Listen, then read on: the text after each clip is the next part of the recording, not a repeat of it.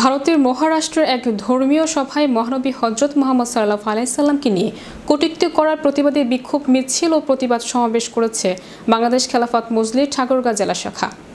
দুপুরে জুম্মার নামাজ পড়ে বাসস্ট্যান্ড চত্বরে বাংলাদেশ খেলাফত মজলিস ঠাকুরগাঁও জেলা শাখার আয়োজিত এক বিক্ষোভ মিছিল বের করা হয়। মিছিলটি বিভিন্ন সড়ক প্রদক্ষিণ করে শহরের চৌরাস্তা মোড়ে গিয়ে শেষ হয়। মিছিলে শতাধিক মুসল্লির বিভিন্ন প্রতিবাদে স্লোগান দেয়। মিছিল শেষে চৌরাস্তার মোড়ে এক প্রতিবাদ সভায় বক্তারা ভারতের মুসলমানদের প্রাণের স্পন্দন মহানবী হযরত মুহাম্মদ সাল্লাল্লাহু আলাইহি সাল্লামকে নিয়ে কটূক্তি ও ভারতের উগ্র সম্প্রদায় ক্ষমতাসীন বিজেপি বিধায়ক নীতেশ রানার সমর্থন ও মুসলমানদের মসজিদে প্রবেশ করে হত্যার তীব্র নিন্দা জানান। সেই সাথে ভারত বয়কটের কঠোর হুঁশিয়ারি দেন তারা। নবীকে ব্যঙ্গ করা, নবীকে অপমান করা, সারা দুনিয়ার মুমিন মুসলমানদের ঈমানে আঘাত করা। আমাদের অন্তরে আগুন লেগেছে, আমাদের ঈমানে আগুন লেগেছে।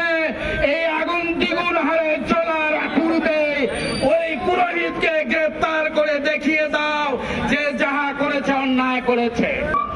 আমাদের নবীকে নিয়ে পৃথিবীর কোন অঞ্চলে, পৃথিবীর কোন অংশে অবমাননা হবে, বিশ্বের মুসলমান বসে থাকবে না।